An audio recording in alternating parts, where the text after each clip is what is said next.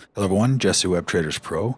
Market conditions remaining mildly bearish in a bull market. Had an interesting day yesterday that we talked about.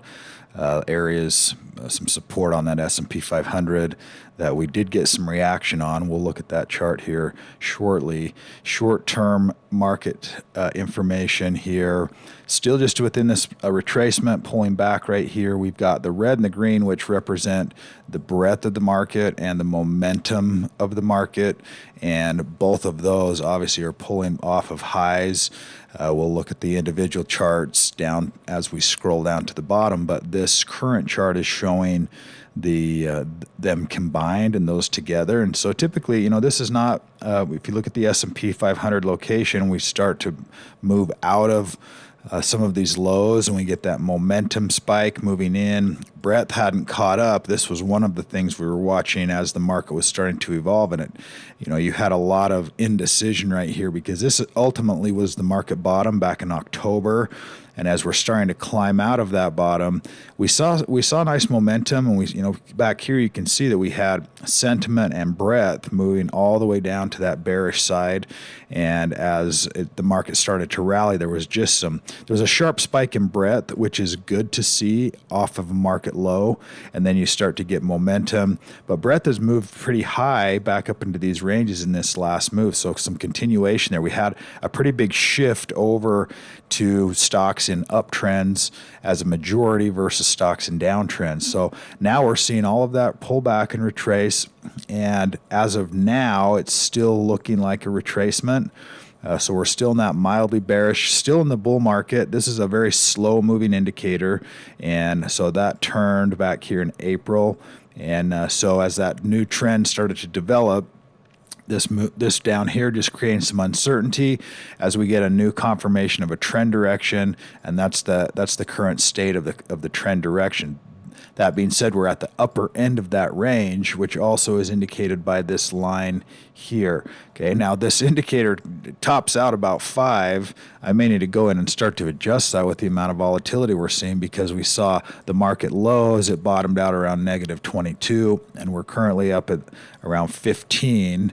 Just scroll back down just a little bit here and you can see that number. This 13.66, the rank of the bull market, 13.66 is right here represented on this chart. So as we're seeing markets ebb and flow and going up and down, and you can see where we've been on this overall turn, we obviously back here, we're getting early indication of a new trend direction. It's working its way back this direction, but just still potential for some downturn. So again, it's a very slow moving indicator, but we're definitely up at the upper range of that. And also that's indicated by price activity on the S&P, which we'll look at. So momentum indicators just stuck right in the middle. Watch that halfway point. Both price and momentum, we're watching for some support at these areas.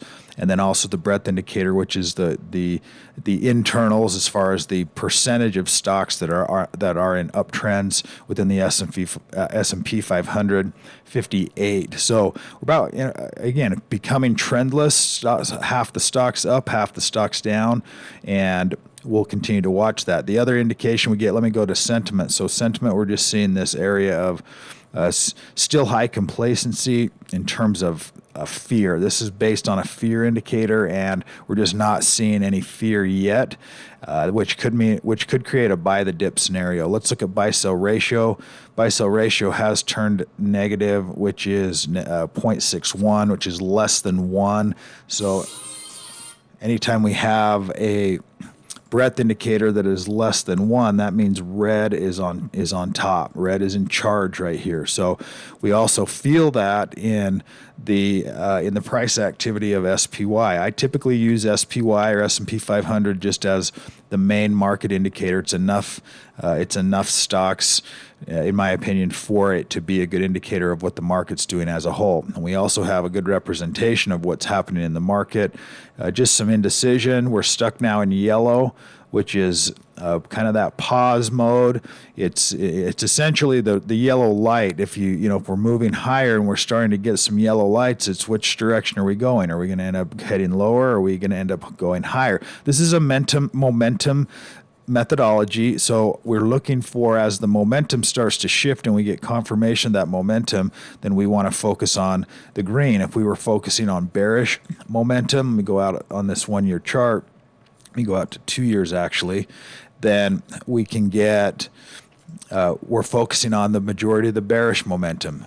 Bearish momentum, bearish momentum. I've mentioned this before with momentum methodologies. When you get false breakouts, it's because we're typically against the trend. Okay, so we're focusing against the trend. In this case, we did rolled over into a bear market back in this location, and so we've had just a couple of little ups and downs along the way with the final push lower on that bear market here. And then you started to get these higher highs, higher lows, and then a little bit longer stretches of momentum. So this is the stretch of momentum we've been in now, but we're pulling back to this support area.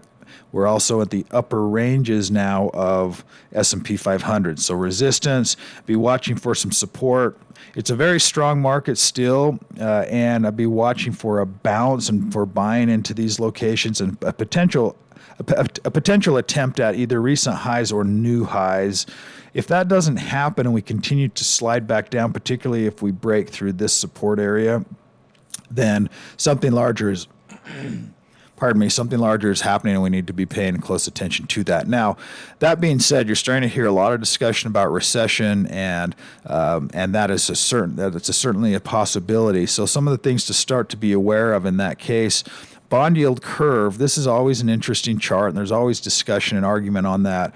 But if you go back here and look to see back in the dot-com bubble when we had the market really running high, you can look at this chart down here and see that we had an inverted yield curve. We're very close to it, right? Here's an inverted right at this point, meaning that the short-term interest rates have a higher yield than the long-term interest rates, and typically it's a 2-year and a 10-year yield, but you can see that. So you're getting paid essentially the same amount for locking your money up for 2 years versus locking it up for 10 years.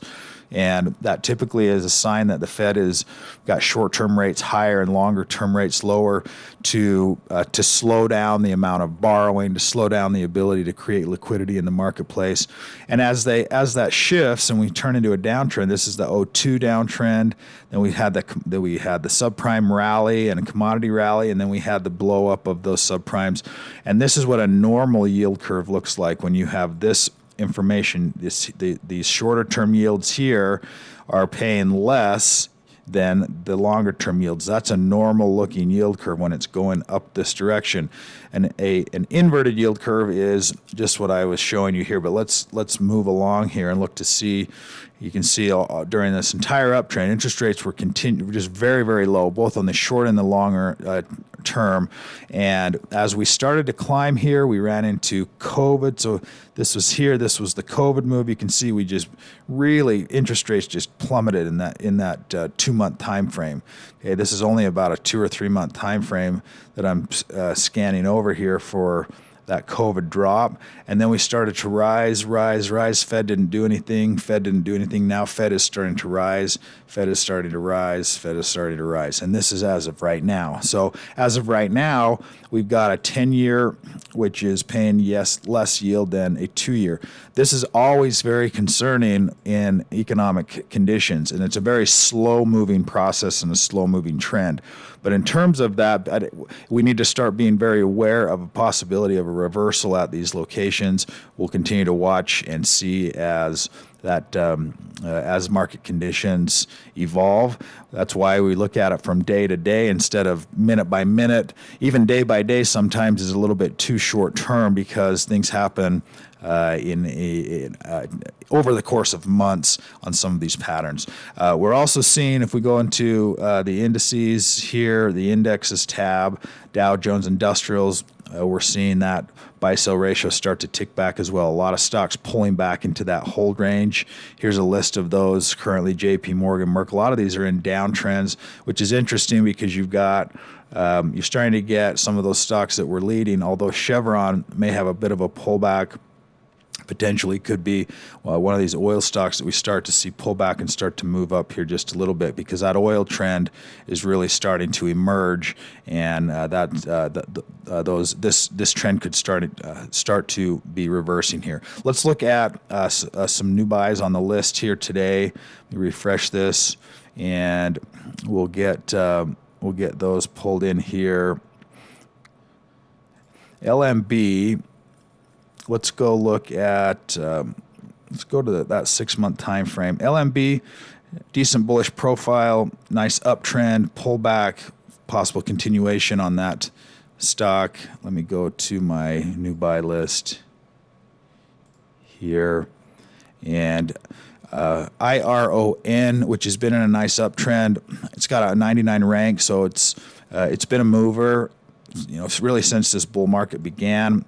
It's a BioMed stock. Obviously, these are very high risk, very volatile, and can have really significant moves both to the upside and the downside. But it's inside that buy zone currently. ASUR, big gap yesterday, 10% on those gap moves. As you've heard, if you've been following this, we continually watch for a pullback.